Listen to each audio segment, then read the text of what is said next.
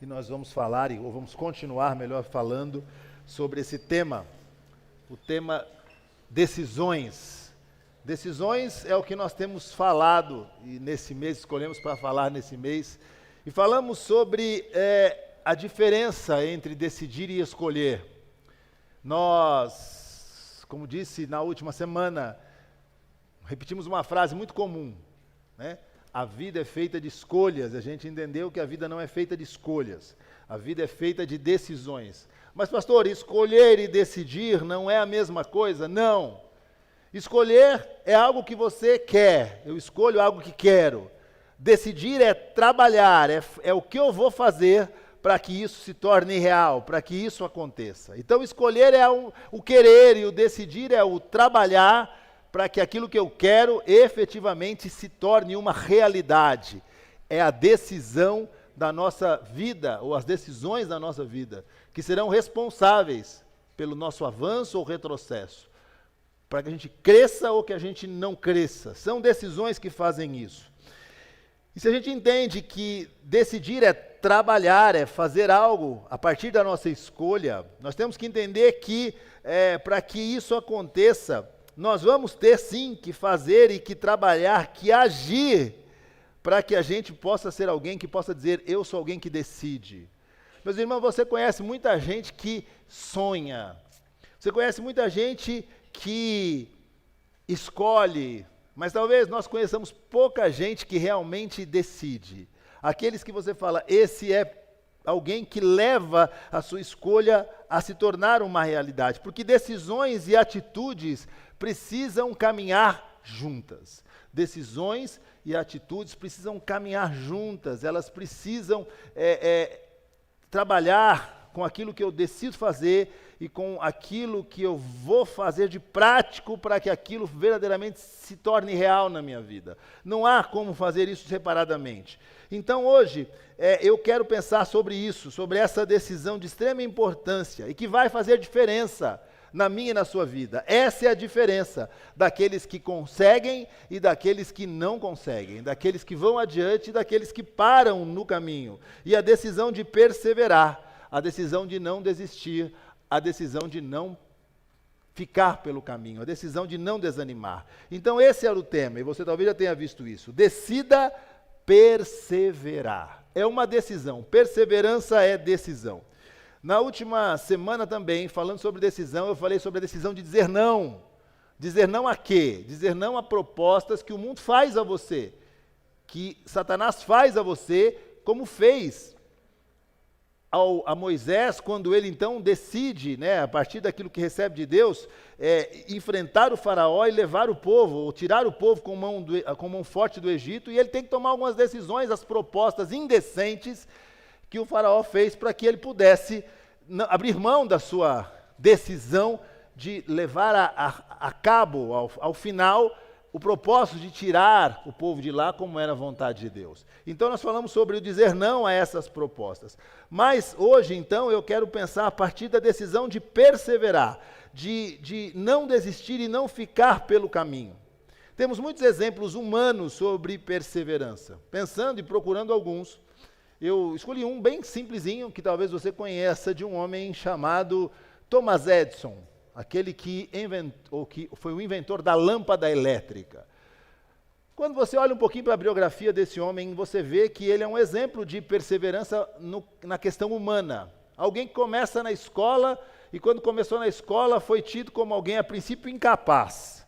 Depois, por ser muito capaz, a mãe é chamada e fala, não damos conta de ensinar esse menino, leve ele para casa e ensine a senhora esse menino, cuide dele, ensine esse menino a ser alguém na vida. E esse então, Thomas Edison, após o investimento da mãe e a capacitação que recebeu e as qualidades e dons que tinha, depois de mais de 1.200 tentativas e erro, tentativa e fracasso, ele chega a lâmpada elétrica e ele consegue fazer e inventar a lâmpada elétrica. Mas tem algumas coisas que me chamou muita atenção na vida deste homem. Ele só não inventou a lâmpada elétrica, ele teve de mais de 1.000 patentes registradas de invenções que ele fez. Também isso é importante, mas não foi isso que me chamou a atenção na sua biografia. O que me chamou a atenção é que, perguntado sobre o seu número de erros e falhas, ele fala, eu não falhei mais de 10.000 vezes nas minhas invenções. O que eu posso dizer é que, diante dessas 10.000 tentativas, eu descobri 10.000 maneiras que não dão certo de fazer aquilo que eu queria. Isso já é uma visão diferente. Eu descobri 10.000 formas de que não vão funcionar, que aquilo não vai funcionar. Mas mais um detalhe importante na vida desse homem aqui. Ele tem uma frase que ele diz o seguinte: o gênio é aquele que tem uma grande paciência. O gênio é aquele que tem paciência, mas você não sabe algo, talvez, como eu não sabia da vida desse homem. Ele encontrou muita gente pelo caminho para dizer coisas para ele, coisa que talvez você já ouviu, não sei se já encontrou gente assim, mas ele encontrou muita gente pelo caminho que dizia assim: meu irmão, tu é louco, para com esse negócio, isso não vai levar ao seu lugar, desista disso aí, desista desse negócio, porque coisa que tem no mundo, né? É gente que a gente encontra no caminho que você está todo empolgado para contar um negócio, pode até parecer absurdo, mas você está empolgado. E o cara fala, desiste disso aí. Mas esse Thomas Edison, ele tem uma qualidade que talvez você não tenha. Ele sofreu um acidente quando trabalhava no trem. E Thomas Edison ficou surdo. Então ele diz assim, a surdez foi de grande valia para mim. Poupou-me o trabalho de ficar ouvindo grande quantidade de conversas inúteis e me ensinaram a ouvir a minha voz, ou a voz daquilo que eu cria, a voz daquilo que eu esperava fazer. Coisa boa, né? A pessoa fala, você... Estou ouvindo. Surdez é um grande privilégio para alguém que era como ele. Um gênio determinado, alguém que queria fazer, alguém que não podia parar para ouvir as vozes do mundo e ouvir as vozes do caminho de fora aí. Tem uma outra frase que eu separei, que quando o caminho é difícil, a perseverança vale mais que a inteligência. Quando o caminho é difícil, a perseverança vale mais que a inteligência. Você vai assim, não, mas eu não sou tão inteligente assim. Que coisa boa. Persevere. Vai dar mais trabalho, mas você só tem que trabalhar, você só tem que continuar fazendo. Então, pensando sobre isso, sobre exemplos como esse, nós precisamos pensar a partir de um exemplo bíblico, de como um crente vai sustentar a decisão de perseverar, a partir de alguns pontos. Talvez você pense, hoje a pregação coach sai. Não vai sair também, eu vou só te avisar que parece, mas não vai. 4 pontos que você e eu podemos e devemos apoiar a nossa perseverança. Quais são eles? Exemplos, preparo, foco e alvo. Ah, vai, pastor, com esses aí vai. Então você vai dizer comigo, vamos lá? Agora diga de novo, que é para você não esquecer, porque perseverança, você talvez tenha quem vai gravar, mas repita que vai. Vamos lá? Exemplos, preparo, foco e alvo. Agora, se você for do cara que anota, é melhor ainda, porque aí se você anotou, você vai guardar. Então, exemplos, preparo, foco e alvo, né? Mas para que a gente possa buscar isso na palavra de Deus, nós vamos a um texto bíblico, né? Para apoiar o que nós vamos dizer. Então, esse texto está pertinho do texto que nós lemos em Hebreus capítulo 11, na Galeria da Fé, e é Hebreus capítulo 12. Hebreus capítulo 12, e você vai ler comigo só 3 versinhos, e só 3 versículos, e esses 3 versículos vão apoiar o exemplos, preparo, foco e alvo, para a gente entender sobre perseverança. Então, Hebreus capítulo 12, dos versos 1 a 3, encontre aí na sua Bíblia. Encontrou? Não tenho Bíblia, pastor. Eu aconselho que arrume, consiga uma. Tem gente que fala, eu lembrei de algo tão gostoso. Lembra quando a gente no começo, na vida cristã, quando a gente ia na igreja, eu gosto de fazer isso agora. Hoje eu estou num dia diferente, estou num dia sossegado. A gente, quando era na igreja, você deve lembrar disso. A gente ia sem a Bíblia, o pastor falava assim, se tiver alguém do seu lado sem Bíblia, partilhe com ele a palavra de Deus, deixe que ele leia com você a palavra. Lembra disso? Coisa gostosa, né? Era bom, né? Assim, dá uma olhadinha na minha. Então, se você tem aí a Bíblia aí na sua mão escrita e você não tem ninguém do seu lado, partilhe aí com o irmão, a irmã, a palavra de Deus, para que ele leia junto com você o texto bíblico aí, na sua mãozinha mesmo. Deixa na sua mãozinha aí e vamos ler. Mas agora a gente tem recursos melhores, né? O pessoal projeta, então você fica tranquilo, né? Mas é importante que você leia aí e partilhe Hebreus capítulo 12. Vamos ler os versos de 1 a 3? Pastor, a minha versão é diferente. Se quiser ler aqui, nova versão internacional, mas é bom que você tenha a sua Bíblia aberta. Diz assim, olha, Hebreus 12, de 1 a 3. Portanto, também nós, uma vez que estamos rodeados por tão grande nuvem de testemunhas, Livremo-nos de tudo o que nos atrapalha e do pecado que nos envolve, e corramos com perseverança a corrida que nos é proposta, tendo os olhos fitos em Jesus, autor e consumador da nossa fé. Ele, pela alegria que lhe fora proposta, suportou a cruz, desprezando a vergonha, e assentou-se à direita do trono de Deus. Pensem bem naquele que suportou tal oposição dos pecadores contra si mesmo, para que vocês não se cansem nem se desanimem. Vamos ler todos juntos o verso 3 novamente? Vamos lá? Pensem bem tal oposição dos pecadores contra si mesmo, para que vocês não se cansem, nem desanimem. Amém. Queridos, primeiro a gente precisa entender uma coisa aqui. O contexto dessa carta, para quem ela foi escrita e o porquê dela ter sido escrita. A carta aos Hebreus foi escrita para um povo que estava querendo desistir. A carta aos Hebreus tem essa proposta. Quem eram hebreus? Judeus convertidos ao cristianismo, que com o passar do tempo foram recebendo propostas do tipo, querem servir a Cristo, sirvam, mas não dessa forma.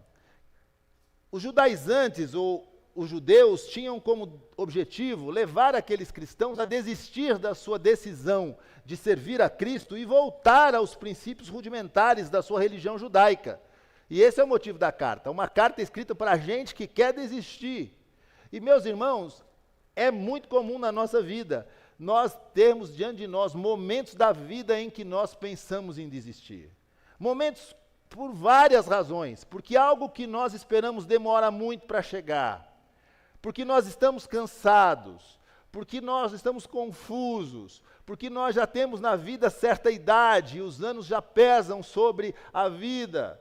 E as pessoas, de algum momento, de alguma forma, diante disso, tendem a pensar em desistir, a não continuar.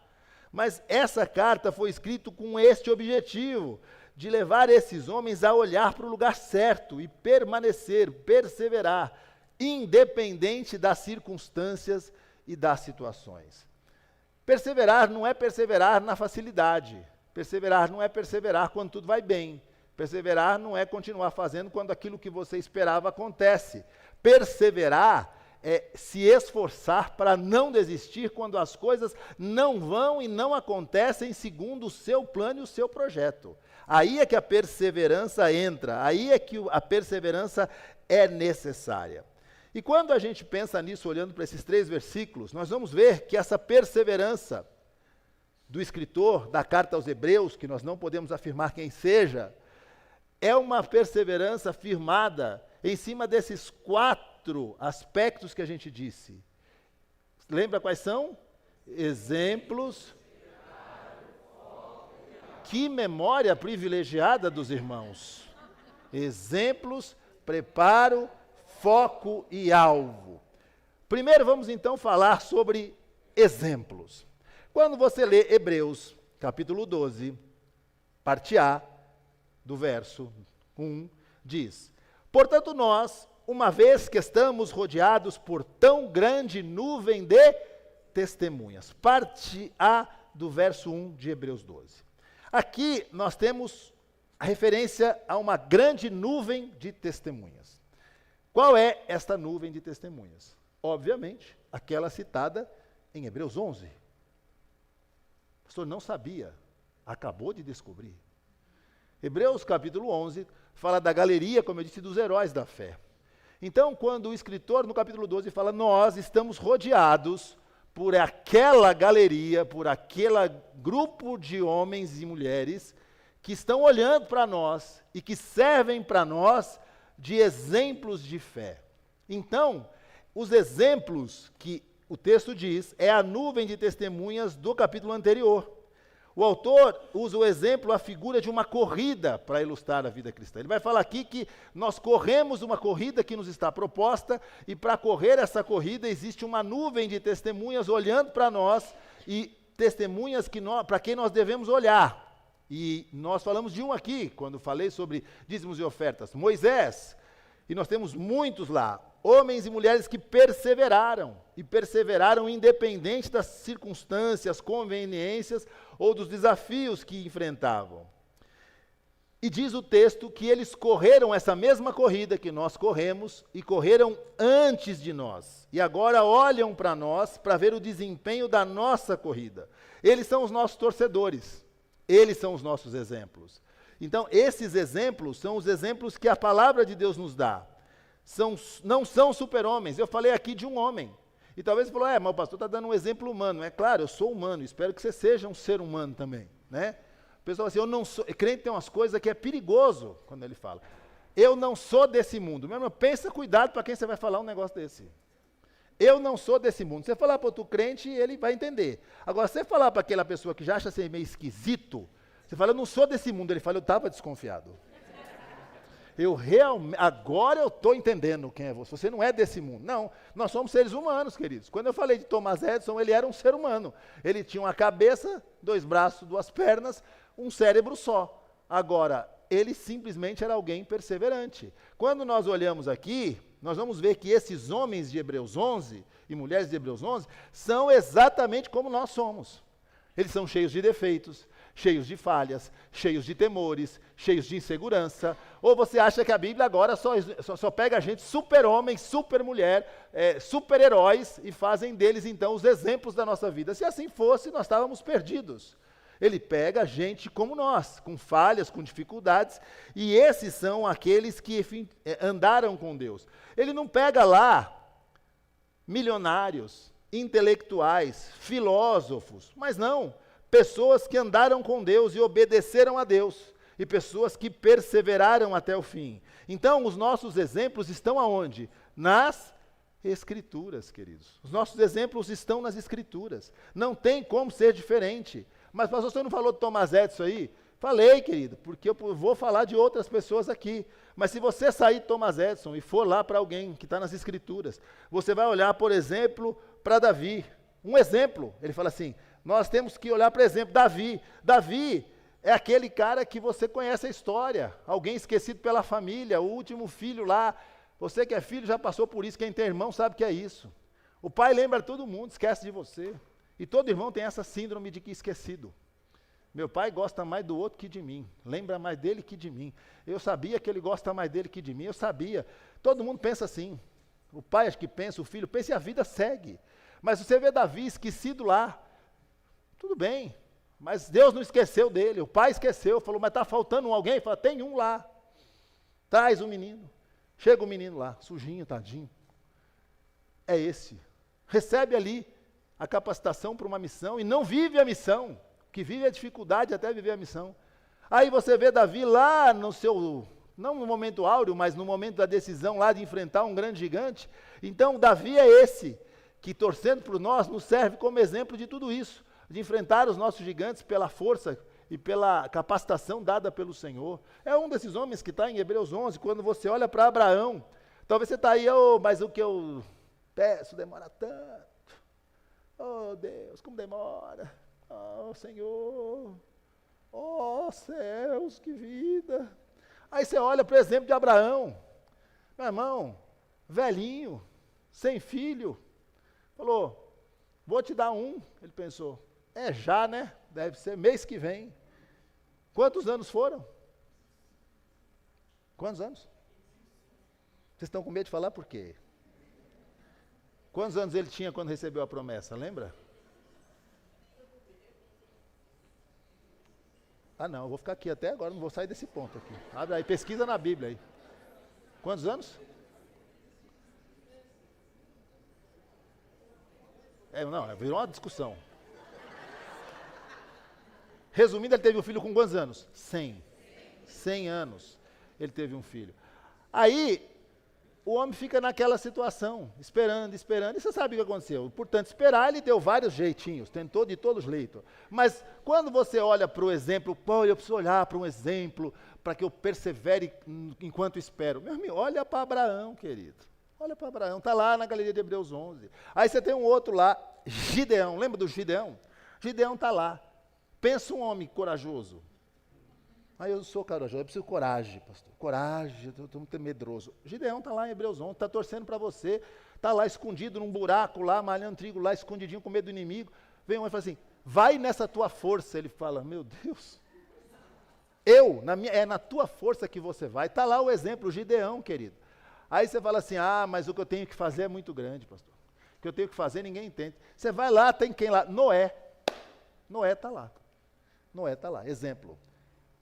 Imagina um homem pregando para um povo que não queria saber, construindo um barco para um negócio que ia chamar dilúvio, nunca choveu, vai ter a terra vai encher d'água, você vai ter que fazer um barco. 100 anos construindo um barco. E o povo lá, doido, está fazendo o quê? Um barco. Para quê? Porque vai chover. Presta atenção, arrepende. O cara arrepende do quê? Doido. Noé, está lá, continua fazendo. Continue fazendo, mesmo que te chamem de louco. Deus mandou fazer, faça. Deus vai te capacitar, Deus vai te ajudar, Deus vai te dar força, Deus vai te dar estratégia, faça. Está lá o exemplo. Aí você fala, mas eu tive uma vida complicada, pastor, porque minha vida, sabe como que é? Minha reputação, meu não sei o quê. Tem uma mulher chamada Raabe, Hebreus 11, Raabe. Aí você fala, que coisa boa, né? Ela mudou de vida, viu, querido? Seu passado não importa, desde que ele tenha mudado daqui para frente.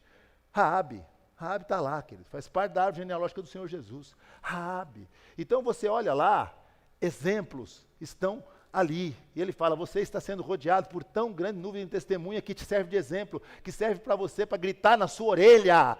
Vai, querido, continua, vai, não desiste, vai, enfrenta esse gigante, vai, não para, vai e espera que vai chegar, vai e espera nessa tua força, nessa tua coragem, continua, vai demorar, continua, construa o que Deus te mandou construir e deixe seu passado para trás, você foi perdoado em Cristo Jesus. Exemplos, queridos, exemplos. A primeira coisa que vai nos fazer perseverar é olhar para os exemplos certos. Mas eu faço uma pergunta para você. Cuidado com quem tem sido seu exemplo. Cuidado com quem tem sido ou servido para você de exemplo. Tem muita gente boa, querido, na rede social. Tem muita gente boa, muita gente inteligente. Coisa que eu gosto é ouvir gente inteligente. Se tem um aqui, Thomas Edison, um homem inteligente. Mas o problema é quando ele serve para moldar a sua vida, ser o seu exemplo. Cuidado com esse papo aí, querido, que está pegando uma moda agora no meio cristão evangélico, da autoajuda. Meu irmão, se você acredita em autoajuda, eu convido você a desistir dessa vida de ser crente e ser qualquer outra coisa, porque coisa furada esse negócio de autoajuda, querido. Mas você não consegue dar conta da sua vida, você vai se autoajudar. A força está dentro de você, mas que força dentro de você? Isso é conversa do He-Man, não sei lá. Você tem a força, que força, mano. A palavra de Deus diz completamente o contrário, que nós somos fracos, nós somos pecadores, nós não temos nada dentro de nós. Não tem nada. Você não tem dentro de você. Então hoje esse negócio de autoajuda, confissão positiva. Crente com negócio de confissão positiva, eu não entendo. Fala que acontece. Eu queria ver. Aí eu falei, aconteceu. Meu Deus do céu. O que é isso? Confissão positiva na vida do crente, querido.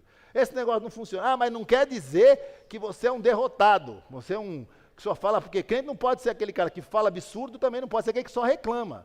Mas confissão positiva é aquele cara que declara e determina. Eu tenho um negócio com o negócio de determinar, meu amigo. Eu já falei, está chegando o mês aí. O pessoal da igreja aqui há mais tempo já sabe. O que é que você declara? Imposto de renda.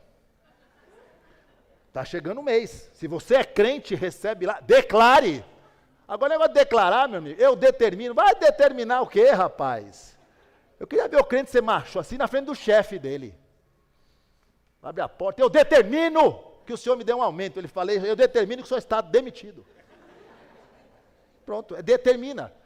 O que determina, querido? Cuidado com esses exemplos aí. Teologia de prosperidade. Cuidado com isso, querido. Sabe por quê?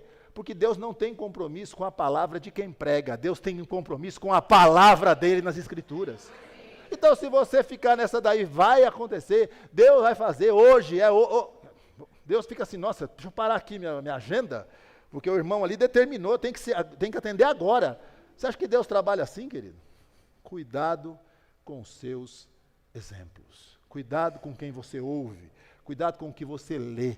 Cuidado aonde você busca fonte de inspiração para a sua vida cristã. Nós temos aqui uma canção clara, Hebreus 11, uma galeria de gente que viveu, sofreu, morreu, mas está com Cristo Jesus, que foi salvo. Os olhos dessa gente não estavam no hoje, estavam no futuro. Então, primeira coisa é exemplo. Cuidado com o seu exemplo. Cuidado com quem você olha. Cuidado se o seu exemplo cabe aqui ou se ele está fora dessas escrituras. Mas não só. O texto diz sobre preparo, porque não adianta só o exemplo, tem que ter o preparo. E na sequência, no verso 1, na parte B, diz o seguinte, parte A, portanto, nós, uma vez que estamos rodeados por grande número de testemunhas, parte B, livremo-nos de tudo que nos atrapalha e do pecado que nos envolve, e corramos com perseverança a corrida que nos é proposta. Para que nós possamos perseverar, nós vamos precisar de preparo. Preparo. E o que o texto recomenda é que estejamos preparados. De que maneira? Ele diz, livre de tudo que nos atrapalha, livre de tudo que nos atrapalha, e livres do pecado que nos envolve. Duas categorias que nós temos que nos livrar. Tudo que atrapalha e pecado que nos envolve.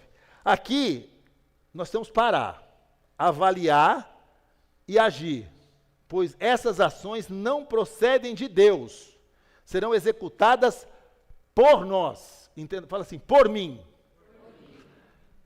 A gente tem que parar de pedir para Deus fazer o que Ele não tem que fazer, o que Ele não vai fazer, porque é você que tem que fazer. Então ele está dizendo aqui, para que você corra essa corrida perseverante, você precisa abrir mão de duas coisas. Tudo aquilo que te atrapalha e pecado que te envolve. Como é que você vai fazer isso? Da última semana, quando eu falei então sobre a decisão de dizer não, uma das abordagens foi que a gente diga não a tudo aquilo que nos prende. Falei que a pessoa que só diz sim para tudo está sempre escrava de alguém ou de alguma coisa. Ou escrava da agenda, escrava do relógio, escrava do cunhado. Lembra disso aí que eu falei? Escrava de alguém, do parente, escrava do... Por quê? Porque você disse sim para todo mundo. Pô, sim. Você vai amanhã às 3 horas da tarde? Vou. Você vai amanhã? Vou. Mas como que você vai 3 horas da tarde lá e vai 3 horas da tarde aqui? Não dá. Você se enrola. Então você tem que ser o quê? Alguém que controla a sua vida, não dizendo sim para tudo. Mas aqui ele fala são de dois aspectos. Primeiro, de tudo que atrapalha. Ele não fala que tudo que atrapalha é pecado, porque ele põe pecado numa outra categoria. Ele fala tudo que te atrapalha. O tudo que atrapalha aqui, como diz, é aquilo que confunde você, que rouba de você tempo, que inverte as suas prioridades. Por exemplo, é pecado se divertir, assim, uma diversão saudável? Você ir para um parque, você ir passear, você ir para a chácara, é pecado? Não é pecado, fala que não, meu irmão, não é. Claro que não é pecado, não é pecado. Agora, suponhamos que você decida todo domingo ir para a chácara. Todo domingo fazer a sua vontade de balançar na rede de manhã, tomando água de coco. É pecado? Não é pecado. Mas se for tomar a sua agenda e virar isso na sua agenda todo o tempo, é algo que te atrapalha, sim ou não? Sim. Ver série, dependendo da série, é pecado? Não é pecado. Agora, se aquilo rouba de você, se aquilo toma de você o seu tempo para tudo, você não tem mais tempo para nada, porque agora você chegou lá, o tempo que dá, você gruda lá para fazer a maratona do trem lá, da série, não é pecado, mas atrapalha, entendeu? Gastar dinheiro com critério, é pecado? Não. Mas se você não sabe, se aquilo toma de você o lugar, aquilo atrapalha. Então ele fala que você tem que fazer o quê? O preparo passa por isso, por uma avaliação da sua vida, do seu tempo, da sua agenda, dos seus compromissos, das suas prioridades. O que é isso? Na verdade, não tem nada de errado, mas pode atrapalhar quando você não tem critério para fazer. Então ele fala, se livre de tudo que te atrapalha e que toma de você a capacidade de realizar a corrida como Deus chamou você para realizar a corrida. Você tem uma corrida para correr. E o preparo é importante. Quando você fala de um atleta, como ele fala aqui, da questão atlética, ele fala de uma corrida que você tem que correr, o atleta, ele se prepara para correr, ou não? O cara vai correr uma meia maratona, não importa se é 5, se é 10 quilômetros, se é 20, não importa. Ele vai correr de mochila nas costas, sapato social, calça de tergal, ele não vai. Ele se prepara, ele bota lá uma roupinha de corrida, não é? Tênisinho leve, tergal você gostou, né? O povo descobre as coisas aqui. O povo que sabe o que é tergal aqui, meu irmão, é o povo raiz. O povo que sabe o que é tergal é o mesmo povo que sabe qual é cibalena. Porque o dia que eu falei que o cara tomava uma cibalena aqui, os jovens ficam assim, ó. Quando eu falo tergal, não sabe o que é um tergal na vida, meu irmão. Entendeu? É a mesma coisa, entendeu? Agora, na verdade, o povo dá risada porque não admite, não assume, né, o momento de vida, né? Alguém que me contou um exemplo essa semana, eu achei tão engraçado. Ah, sim, de um cachorro, né? Eu tenho um cachorro, uma nova cachorra lá. E ela tem uma raça aí, a raça é chique, chama Pastor de Shetland. Pastor de Shetland. O tal do Pastor de Shetland, você já deve ter visto na rua, e você chamou ele, se você passou na idade, de Mini Lessie. Ah, pastor, já estou ligando o nome à figura. Entendeu? O que é uma mini, entendeu? Mas você não sabe, ou deve saber, que Lessie não é raça de cachorro. Lessie é um personagem de um filme. Lembra da Lessie? Se você lembra da Lessie, você lembra do tergal e da cibalena.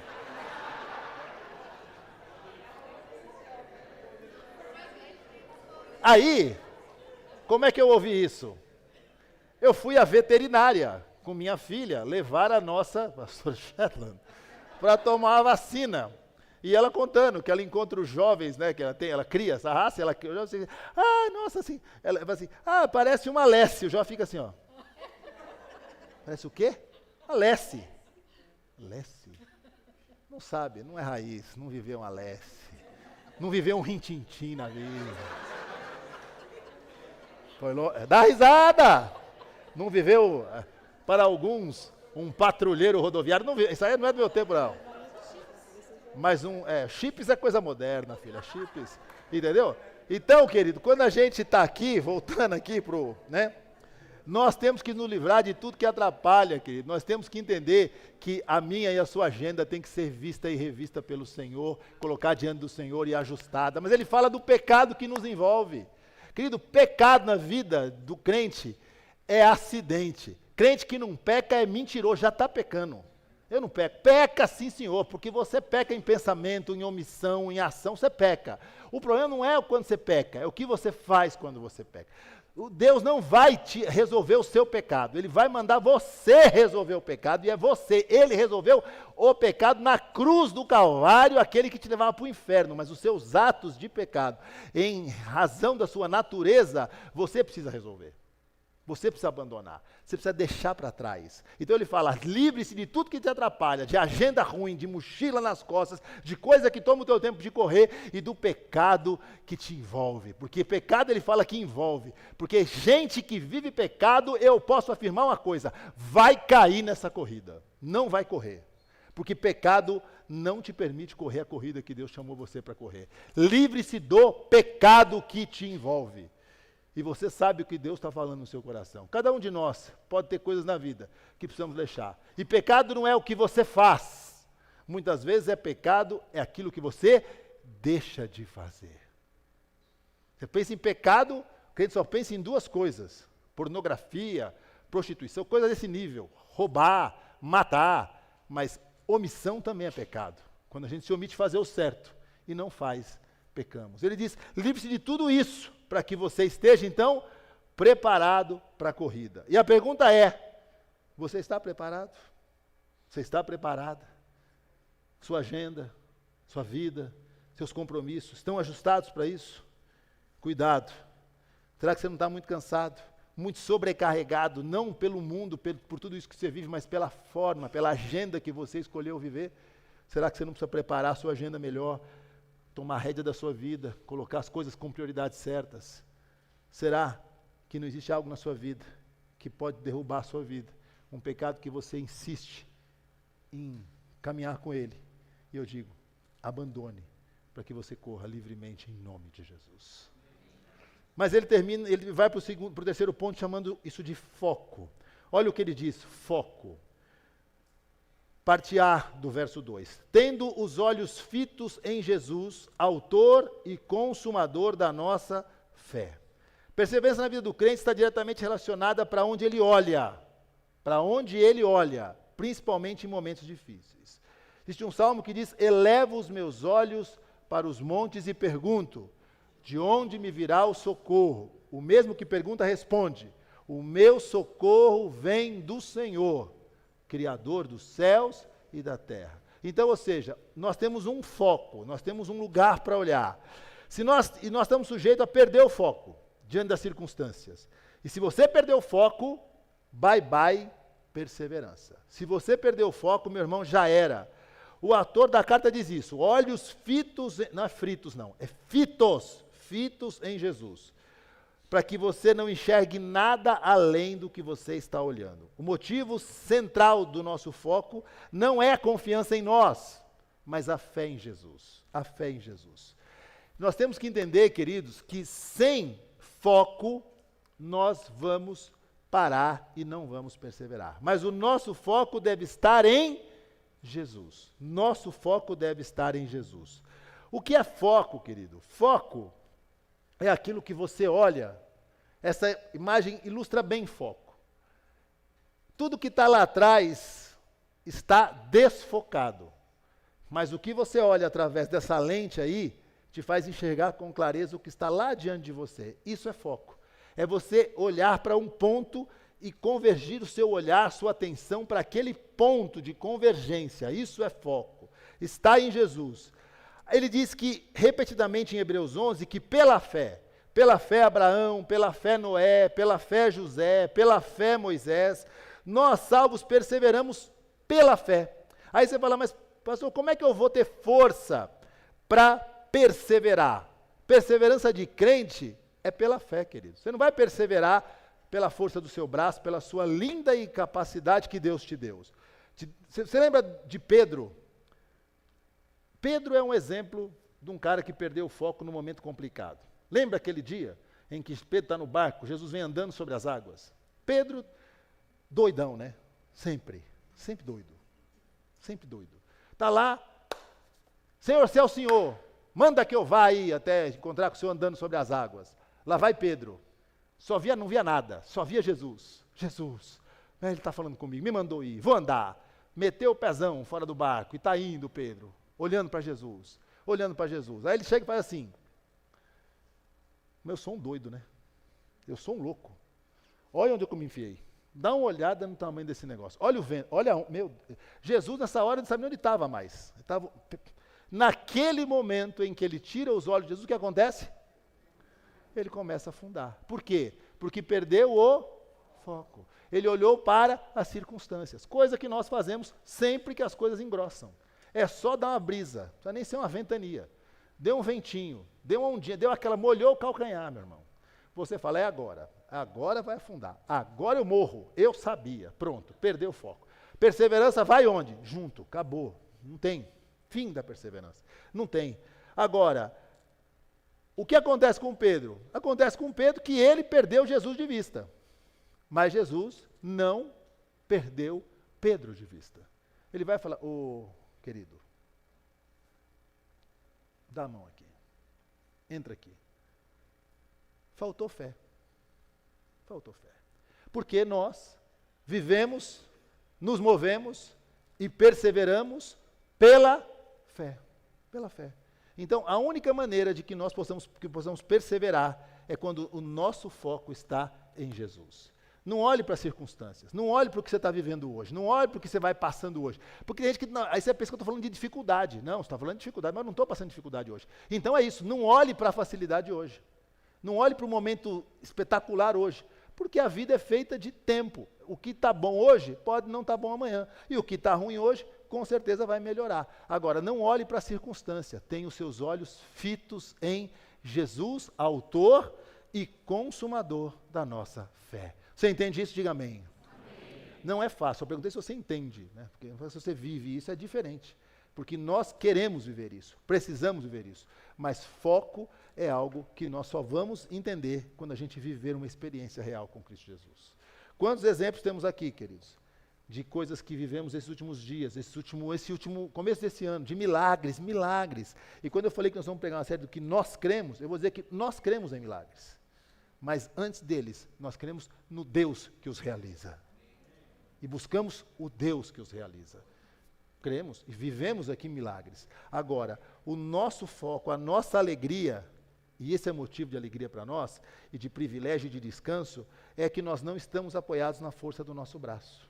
Então, por que é bom ter o foco em Jesus? Porque Pedro poderia andar sobre as águas se ele olhasse para Cristo Jesus. Eu e você podemos vencer toda e qualquer adversidade na vida, se nós olharmos para Cristo Jesus e olharmos por fé. Não olhe pelas circunstâncias, olhe para aquilo que Deus pode fazer no meio da circunstância. Se tem uma coisa que ensina a gente, é a adversidade. E eu vou terminar lá no fim falando sobre a importância da adversidade. E por fim ele fala do alvo, o alvo. E ele diz o seguinte: pela alegria que lhe fora proposta, suportou a cruz, desprezando a vergonha, e assentou-se à direita do trono de Deus. Ele diz no versículo 3 de Hebreus 12, pensem bem, naquele que suportou tal oposição dos pecadores contra si mesmo, para que vocês não se cansem e nem desanimem.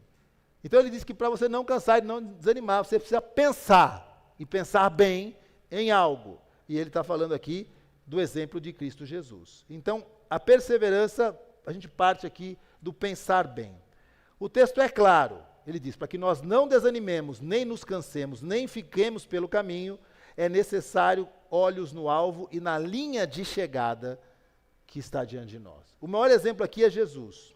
Querido, Jesus não viveu vida fácil, e você conhece um pouco da história de Jesus. Não viveu vida fácil. Não viveu nem um pouco vida fácil. A vida de Jesus foi uma vida extremamente difícil e de sofrimento. Agora, o que levou Jesus a esse processo, a viver tudo isso? Ele conhecia o seu chamado, ele sabia que a sua perseverança conquistaria algo maior do que ele próprio, muito maior. E diante disso é que ele perseverava, olhando para algo além e maior. Quando a gente pensa nisso, o nosso alvo jamais será encontrado olhando para baixo. Tem gente que caminha nessa vida assim, ó. Bate a cabeça em todo lugar. Tem gente que caminha nessa vida olhando para trás.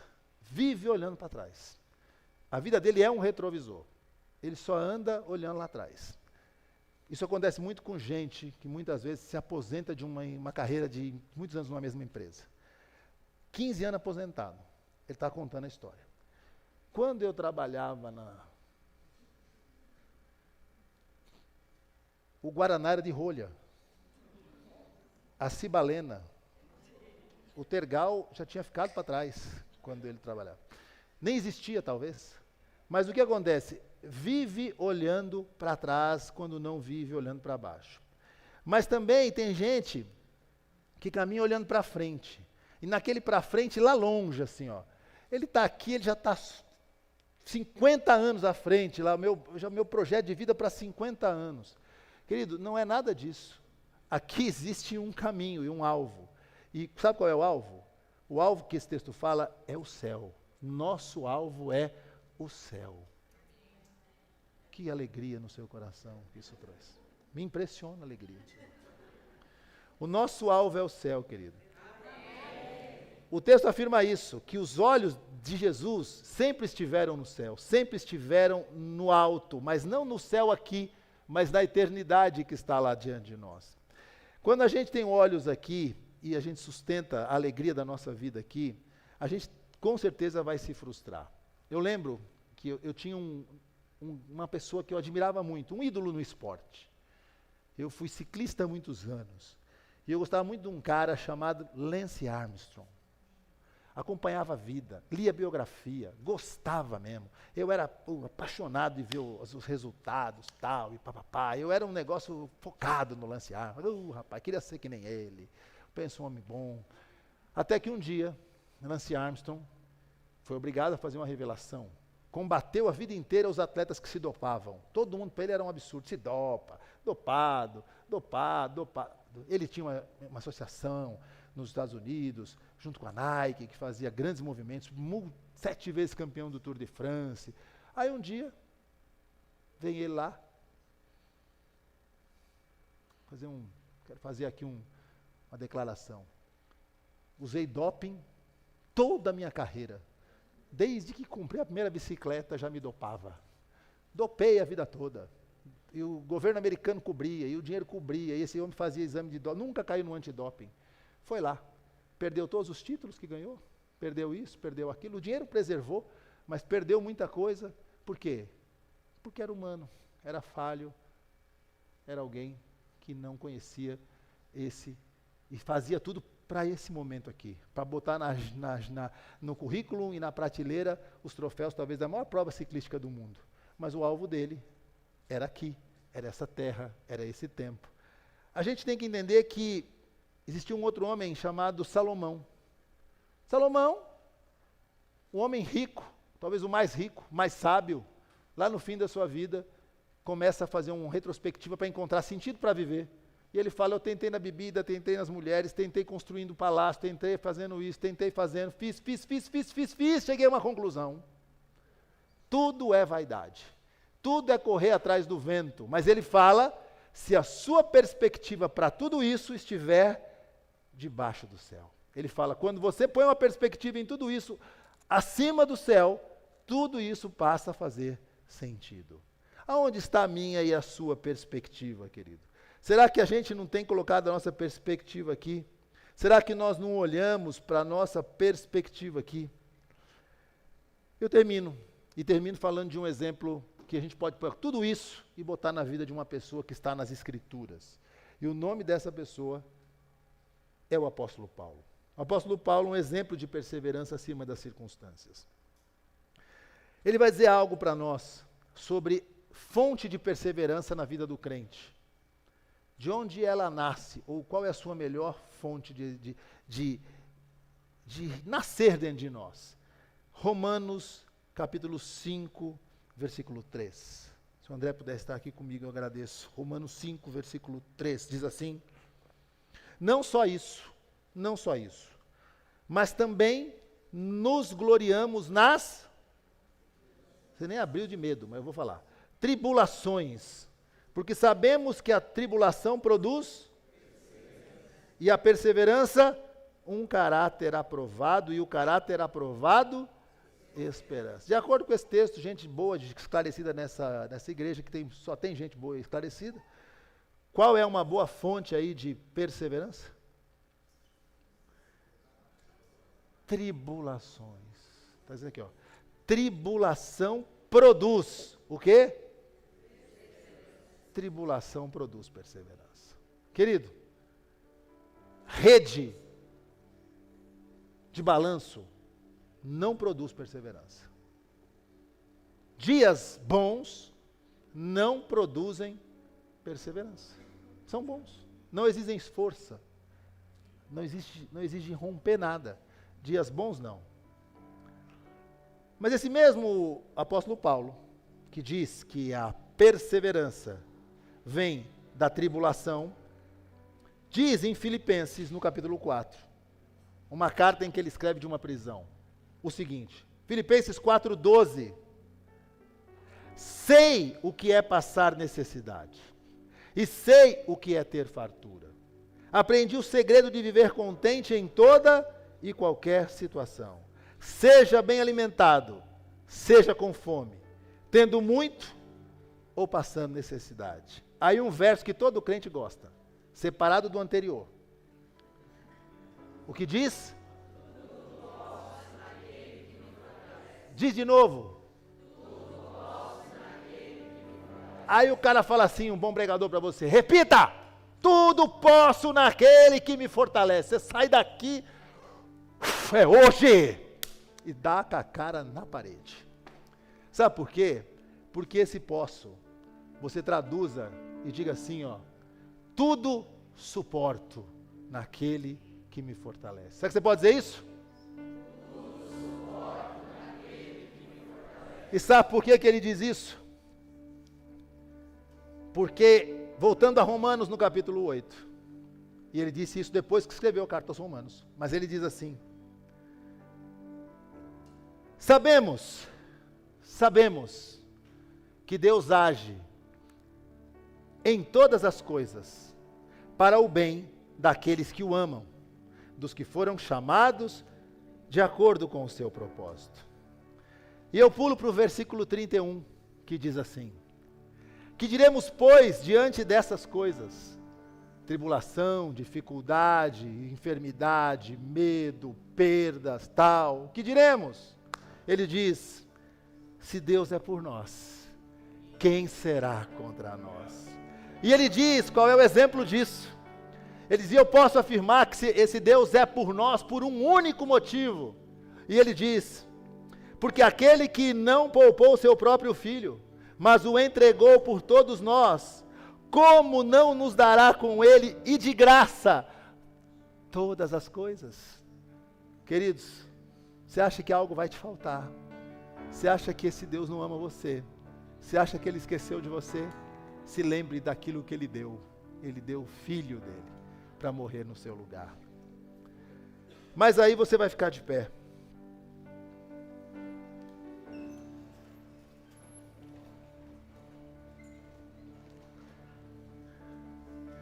Em Romanos capítulo 8, depois de dizer isso, que ele sabe que Deus age em todas as coisas para o bem, que ele tem como exemplo Cristo Jesus, aquele que foi dado, e é o exemplo do amor de Deus por nós. Ele vai dizer algo nos versos 38 e 39. E aqui nós vamos ver que alguém que serve de exemplo, que alguém que correu a corrida preparado para correr essa corrida, que teve sempre o foco ajustado naquilo que precisava ser feito, e sempre olhou além desse mundo, diz para nós. E você vai dizer isso comigo, lendo comigo, e não vai dizer só lendo, você vai dizer crendo, porque esse é o que diz lá: tudo suporto, ou tudo posso naquele que me fortalece. E é isso que ele pode, e é isso que ele sabe, e é isso que você vai dizer e precisa saber nessa manhã. Vamos ler juntos versos 38 e 39. Vamos lá? Pois estou convencido de que nem morte, nem a vida, nem anjos, nem os demônios, nem o presente, nem o futuro, nem os poderes, nem a altura, nem profundidade, nem ninguém em toda a criação será capaz de nos separar do amor de Deus que está em Cristo Jesus, o nosso Senhor. Meus irmãos, este homem entendeu o que é perseverar, o exemplo, o preparo, o foco e o alvo. Se nós vivemos um cristianismo em que isso não seja verdade, nós não vamos perseverar. Ele diz: eu estou convencido, e a minha pergunta para você nesta manhã: você está convencido de que nada tem poder de separar você do amor de Deus que está em Cristo Jesus? Persevere, não desista, porque os nossos exemplos estão nas Escrituras. A preparação é minha e sua responsabilidade. Deus não fará isso por nós. O nosso foco deve estar em Jesus, mas o nosso alvo não é esta terra. O nosso alvo é o céu que nos aguarda. Eu quero orar e termino com esta oração e peço que nesse momento você feche os teus olhos. E a minha oração é uma oração para que nós possamos perseverar. Perseverar a partir disso que nós pensamos juntos nesta manhã, de que nós temos uma corrida para correr, e essa corrida exige de nós que nós olhemos para o lugar certo, a pessoas que correram essa corrida antes de nós, e que venceram esta corrida, sustentados por Deus. Gente que correu livre de pecado, livre de agenda lotada, livre de tribulações desse mundo. Gente que sempre que pensava em desistir, olhava para Cristo Jesus e cria nele. E gente que sabia que partindo daqui, um dia, estaria eternamente na presença desse que o sustentou durante toda a vida e a corrida nesta terra. Talvez você possa ter vindo aqui algumas vezes. Talvez essa seja a sua primeira vez conosco aqui. E essa pergunta eu sempre faço. Talvez você que nunca esteve aqui, ou nunca ouviu falar desse Jesus que sustenta e que te faz suportar todas as coisas, precisa ser o seu Senhor, o seu Salvador, morreu na cruz no seu lugar, e é somente essa certeza e este convite que faz de você um filho de Deus, perdoado, salvo e seguro para viver nesse mundo. Talvez você está aqui e você nunca tenha tomado essa decisão. E agora eu não quero que você pense quem está do seu lado, quem está na sua frente, quem está atrás de você. Eu quero que você, de olhinhos fechados, se aqui está, e que hoje toma essa decisão de receber esse Senhor Jesus como seu suficiente Salvador, me dê um sinal para que eu possa orar por você. Eu não quero que você venha aqui à frente. Eu só quero saber se posso orar por você, na sua decisão de receber esse Senhor como suficiente Salvador. Se você tem essa convicção, não vou te chamar, só quero que você levante a mão para mim, para que eu possa orar pela sua vida, aonde você está. Louvado seja Deus, Deus abençoe a sua vida. Deus abençoe a sua vida. Mais alguém? Eu quero orar. E eu vou orar por todos nós, para que Deus nos ajude a perseverar. Queridos, nós estamos no início de um ano, e tem gente pensando em parar. Tem gente pensando em desistir. Tem gente pensando que acabou o tempo. Tem gente cansada. Tem gente que não vê diante de si perspectiva. Eu quero dizer algo para você. Persevere. Não desista. O mesmo Deus de Abraão, de Noé, o mesmo Deus de Gideão, o mesmo Deus de Moisés, é o seu Deus. Ore comigo e peça que Ele te ajude a perseverar. Senhor, nós estamos diante da presença santa e poderosa de Jesus Cristo, nosso Senhor. Nós nos alegramos porque sabemos que temos um Senhor Jesus que é por nós, um Deus que é por nós, e nada pode ser contra nós. Pai, nós verdadeiramente cremos que tudo podemos naquele que nos fortalece, mas podemos suportar com a Tua ajuda, suportar com a Tua presença, suportar com a Tua mão sobre nós. O que eu te peço é que cada um de nós tome uma decisão firme nesta manhã, a decisão de perseverar, independente da circunstância, independente daquilo que nós enxergamos com os nossos olhos humanos, independente daquilo que temos, ou independente daquilo que não temos, daquilo que nos falta, porque nos falta tanta coisa, Senhor, nos falta fé, nos falta recursos financeiros, nos falta, Senhor, muitas vezes expectativas, nos falta, Senhor, ânimo, saúde física, nos falta tanta coisa, Senhor, mas uma coisa temos, o Espírito de Deus habitando em nós. E daí vem a nossa força, daí vem a nossa esperança, daí vem, Senhor, a nossa certeza. Temos diante de nós um céu aberto. Desde o dia em que Cristo Jesus morre naquela cruz, o céu se abriu e jamais se fechou sobre nós. E é por isso que quando nós oramos, como fazemos agora, essa oração não está no teto desse auditório, mas ela está na Tua presença no céu.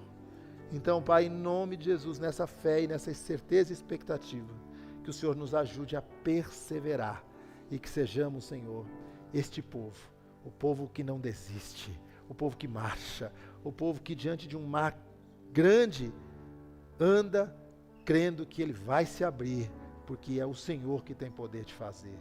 Pai, fortalece-nos, ajuda-nos, abençoa-nos, Senhor, com a bênção da perseverança, que possamos conquistar, não para nós, mas para a honra, glória e louvor do Seu santo nome. Nada, absolutamente nada, pode nos separar do amor de Deus, que está em Cristo Jesus, o nosso Senhor. Obrigado, Senhor, Essa é a oração que fazemos. No nome de Jesus. Amém, amém. Que Deus abençoe você, que você creia nisso.